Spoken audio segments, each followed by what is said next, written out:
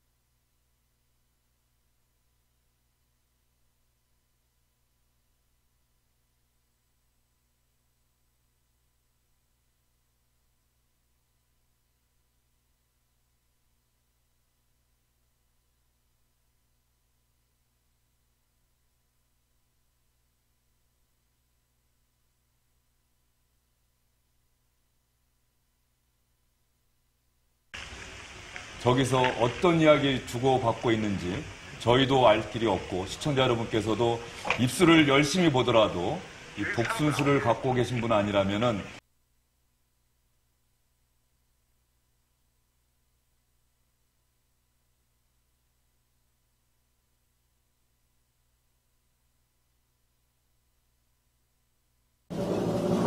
김현정의 뉴스 쇼.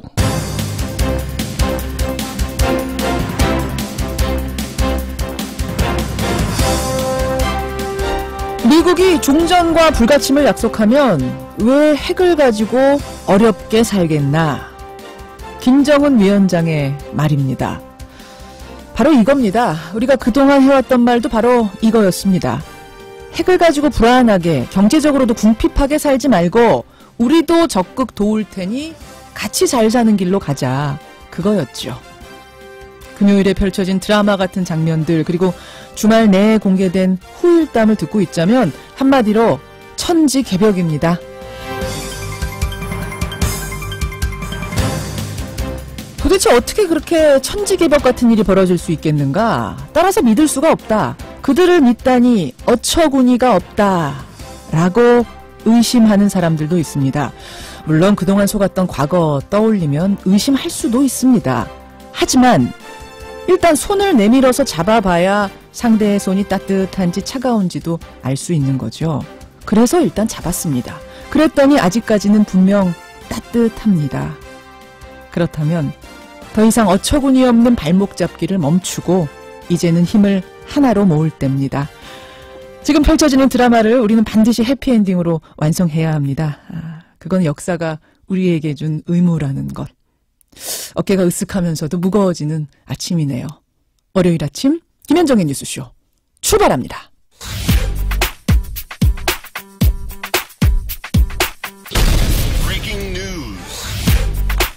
김현정의 뉴스쇼가 주목한 오늘의 포인트, 김정훈 기자 나와 있습니다. 어서 오세요, 김 기자. 네. 예, 오늘 첫 포인트 뭐부터 볼까요? 네, 비핵화를 위한 진짜 기회입니다. 이제 초점은 북미 정상회담으로 옮겨지는데 비핵화를 위한 진짜 기회가 있다. 이 발언이 지금 미국에서 나온 거죠? 네, 마이크 폼페이오 미국 국무장관의 언급입니다. 예. 한 달 전에 북한을 비밀리에 방문해서 김정은 위원장과 나눈 대화를 평가하면서 한 말인데요.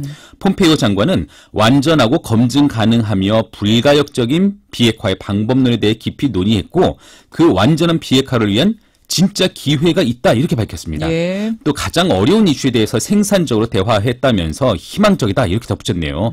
트럼프 대통령도 북미 정상회담에 대한 기대감을 숨기지 않고 있는데요. 주말에 문재인 대통령과 통화한 뒤에 트럼프 대통령은요. 일이 매우 잘 되고 있다. 북미 회담이 3, 4주 이내에 열릴 것이다. 이렇게 말을 했습니다. 3, 4주면 그럼 5월 내에 열린다는 얘기죠. 그렇죠. 네. 그렇죠. 그러니까 북한이 얘기해볼 만한 상대다라는 정서가 미국에서도 커지고 있는 거예요. 네, 남북 정상회담 당시에 김정은 위원장이요. 자기와 대화를 해보면 예. 내가 남이나 뭐 남쪽이나 미국을 겨냥해서 핵을 쏠 그럴 사람이 아니라는 걸 알게 될 것이다. 이렇게 말했다는 겁니다. 그렇죠. 어제 청와대가 밝힌 내용인데 회담 직후에 아마 미국에도 공유가 됐겠죠. 김정은 위원장은 또 북부 핵실험장을 5월 중에 폐쇄하고 이를 공개하겠다. 또 남북 간 30분의 시차가 있는데 이를 남한의 표준시로 맞추겠다. 이렇게도 약속을 했습니다. 예. 5월 중에 폐쇄하고 공개하겠다는 얘기는 굉장히 선제적으로 먼저 얘기한 거예요. 네, 이쪽에서 제안을 하기도 전에. 그 시차 관련해서는 새벽에 속보가 들어왔는데 5월 5일부터 평양이 시간 바꾸겠다. 평양 시간 바꾸겠다. 이렇게 얘기를 했어요. 굉장히 속전속결입니다. 맞습니다. 예. 그래요. 예. 잠시 후에 조명균 통일부 장관 연결합니다. 정말 후일담이 많을 텐데 조 장관한테 자세하게 좀 들어보죠. 다음 포인트 뭡니까? 네, 김경수 향하는 드루킹 수사네요. 지방선거를 앞두고 여당의 악재가 되고 있는 이 드루킹 수사, 김경수 의원 쪽으로 초점이 맞춰지는 겁니까? 네, 오늘 경찰이 김경수 의원의 보좌관을 소환 조사하거든요. 보좌관? 네, 네이버 댓글 여론조작 혐의를 받고 있는 드루킹 김모 씨, 그 김모 씨 측으로부터 500만 원을 건네받았던 사실이 앞서 드러났죠. 예. 경찰은 보좌관을 상대로 돈 거래 이유를 집중 추궁할 예정입니다. 이게 개인적으로 돈을 빌렸을 뿐이라고는 하지만 돈을 돌려준 시점이 드루킹이 구속된 직후라는 사실도 의심을 키우고 있거든요. 그렇죠. 문제는 김경수 의원도 이를 알고 있었냐는 건데 그 연루 의혹으로 경찰 수사가 이어질 것 같습니다. 마지막 포인트 하나만 더 볼까요? 네, 김영란법에 이은 김영란 수능인데요. 앞서 부정청탁 금지법을 제안해서 그 법이 김영란법으로 이렇게 불리게 됐던 김영란 전 대법관 대입제도 개편안 공론화위원회가 만들어졌는데 그 위원장을 맡게 됐습니다. 김영란 전 대법관이 교육 문제를 이제 논의하는 공론화위원회 위원장이 된 거예요? 네, 맞습니다. 대입제도 개편을 논의하는 공론화위원회인데요. 오늘 출범을 합니다. 위원회는요, 구체적인 개편 시나리오를 정한 뒤에 TV 토론이나 여론 수렴 과정을 통해서 바람직한 대입제도 방안을 마련해 볼 계획이라고 하네요. 그렇죠.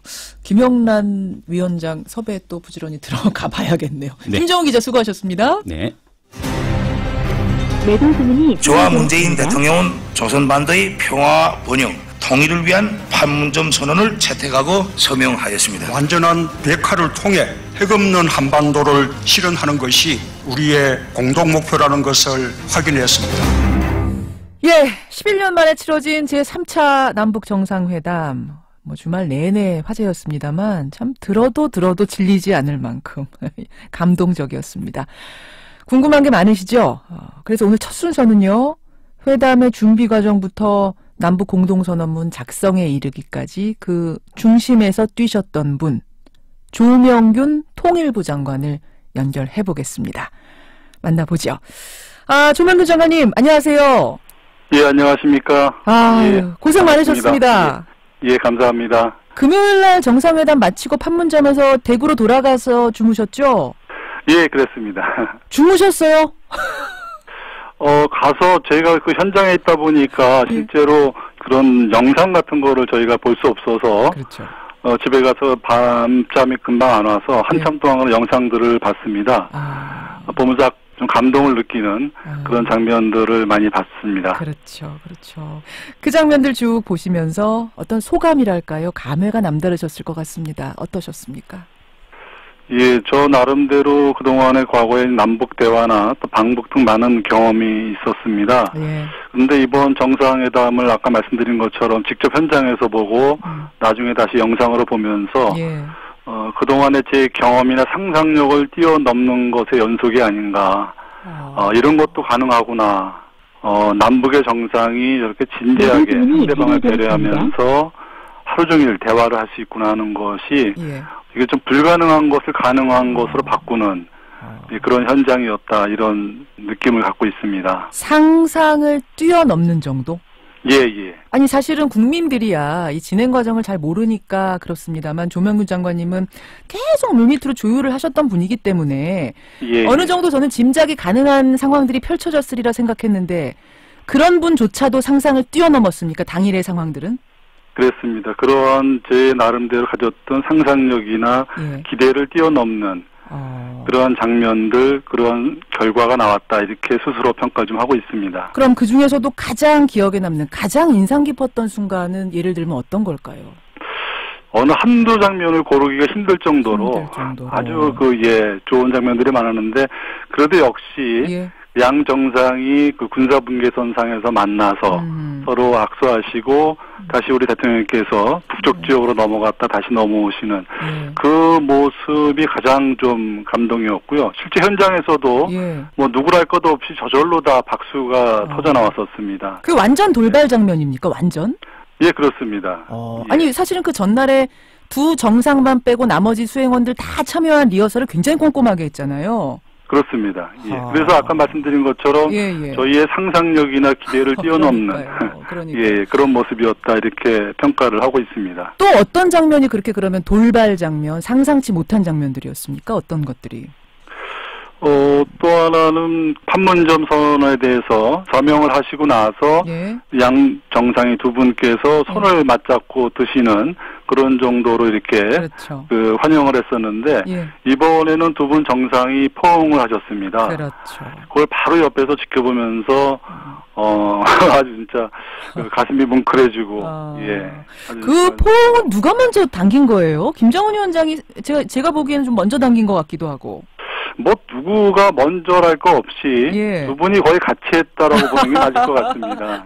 서로 마음이 통하신 게 아닌가 이렇게 생각이 됩니다. 그 장면도 역시 예상치 못했던 돌발 장면. 예. 그 시차 문제 말입니다. 그러니까 지금 사실은 여러분 남북 사이에 시차가 있었습니다. 북한이 한 30분이 늦죠, 우리보다. 그렇습니다. 예, 그렇게 임의로 조정해서 북한이 쓰던 것을 김정은 위원장이 평화의 집 대기실에 시계가 2개가 따로 걸린 걸 보고 안타까워하면서 우리가 이제 한국 시간에 맞추겠다. 이것도 돌발입니까? 예, 그렇습니다. 김정은 위원장이 그러한 시계를 보면서 바로 그 자리에서 제안하고 합의하는 그런 것들은 뭐 저희로서는 도저히 상상치 못했던 그런 내용이라고 할 수 있겠습니다. 그게 진짜로 시계 보다가 즉흥적으로 나온 걸까요? 아니면은 좀 생각을 그렇습니다. 하고 선물처럼 내놓으려고 가지고 온 걸까요? 저희가 볼 때는 뭐 거의 바로 그 자리에서 느끼고 나온 것이 아닐까 이렇게 기본적으로 김정은 위원장이 남북관계 개선을 위해서 본인이 뭐 이것저것 재고 서로 실갱이하고 밀고 댕기고 그런 거 없이 직접 조치를 취할 수 있는 것은 선제적으로 취하겠다라고 하는 기본적인 마음을 좀 갖고 있는 것 같습니다. 예, 그렇기 때문에 그 자리에서 그런 제안이 나오고 바로 합의가 되고 그런 것이 아닌가 이렇게 보여집니다. 신랑이 하고 이른바 밀당을 하려면 할 게 한두 가지가 아닌데 사실은. 그렇습니다. 그런 걸 안 하겠다는 자세가 깔려 있었기 때문에 이런 것들이 현장에서 바로바로 이루어졌다라고 판단하시는 거군요. 예, 그렇습니다. 김정은 위원장 스타일이 어떤가요? 사실 김정은 위원장은 베일에 계속 가려져 있던 인물이기 때문에 뭔가 궁금했는데. 예, 글쎄요, 뭐, 기본적으로 상당히 좀 시원시원하게, 이게 필요하다, 이거는 해결해야 될 거다, 그러게 되면, 나중에 뭐 이걸 또 그럼 협상해서 카드를 활용하고, 뭐 이런 계산 없이, 바로 뭐 조치를 취할 건 취해나가는 그런 시원시원함, 돌파력, 그런 것들이 보여졌고요. 또 동시에 상당히 꼼꼼한, 그런 측면들이 보여졌습니다. 그래요, 시원시원한 사람들이 보통 좀 덜 꼼꼼할 수도 있는데, 꼼꼼해요? 예. 아주, 뭐, 저하고도 이렇게 평창 동계올림픽 기간 중에 북한에서 대표단들을 우리 남측에서 상당히 편의를 잘 봐줘서 감사하다 하는, 뭐 그런 식의 내용들을 제가 들으면서 상당히 그 꼼꼼하게 기억하고 또 이렇게 세밀하게 챙겨나가는 것이 같이 이렇게 있다라는 느낌을 1차적으로는 받았습니다. 그 이재정 전 장관, 그러니까 통일부 장관으로 이제 2차 때 다녀오신 이재정 전 장관은 그런 말씀 하시더라고요. 그 당일날 저희 프로그램 출연하셨어요. 그래서 김정은 위원장 스타일이 할아버지를 닮은 것 같다.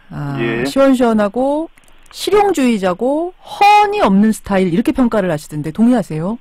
글쎄요, 뭐 우리 박지원 또 의원께서는 당일날 만찬에 와서 김정은 위원장을 가까이서 이렇게 보시고 나서 또 김정일 위원장을 그대로 또 빼어 닮았다 하는 평가를 내리고 있는데요. 제가 볼 때는 그런 뭐 말씀들이 다 옳지 않나. 결국 그 할아버지의 그 아버지의 그 손자 이렇게 연결. 그런 것들이 잘 김정은 위원장한테 일단은 나타나고 있어서 저희가 앞으로 그 한반도 비핵화 문제, 평화정착, 또 남북관계의 발전 이런 것을 좀 잘 저희가 그 풀어나갈 수 있겠다. 또 기대를 갖게 하는 그런 대목이 아닌가 이렇게 생각도 됩니다. 지금 김정일 위원장하고 닮은 면이 있다라고 박지원 의원이 말씀하셨다고 그러던데 저도 동의하는 부분이 좀 유머러스한 면이 있더라고요. 대화할 때. 그렇죠. 평양냉면 얘기하다가 멀리서 가지고 왔습니다 하다가 멀다고 하면 안 되겠구나. 저 여기서 뻥 터졌어요. 그 현장에서 어땠습니까? 현장에서도 만찬에서도 그런 대화들을 아주 상당히 편하게 좀 유머도 섞어가면서 그리고 옆에서 이제 북측 요원들이 와서 이렇게 옆에 다가오게 되면 또 그분들한테도 아주 상당히 좀 편하게 농담 삼아가면서 이렇게 얘기를 하고 하는 걸 지켜보면서 그런 식으로 만나서 앞으로 대화를 계속해 나가는 것이 기대를 갖게 하는 그런 부분이다 이렇게 좀 볼 수 있겠습니다. 김정은 위원장의 스타일을 하루 동안 보면서 이게 뭔가 좀 잘 풀릴 수 있겠구나라는 나름대로의 확신을 가지고 오신 것 같네요. 조명균 장관님. 그런 전체적인 김정은 위원장과 이번에 북측 그 정상회담에 참여한 대표단들이 보여준 태도를 보게 되면 저희가 앞으로 좀 풀어나가는데 물론 뭐 여러 가지 또 우리 이 남북 문제 한반도 문제가 남과 북만 또 풀어나가는 데는 일정한 한계가 있는 부분이기 때문에 그렇죠. 또 헤쳐나가야 될, 극복해야 될 그런 문제들이 있겠습니다만 예, 예. 충분히 그런 걸 저희가 다 풀어나가면서 앞으로 나갈 수 있겠다 하는 그런 기대를 가져봤습니다.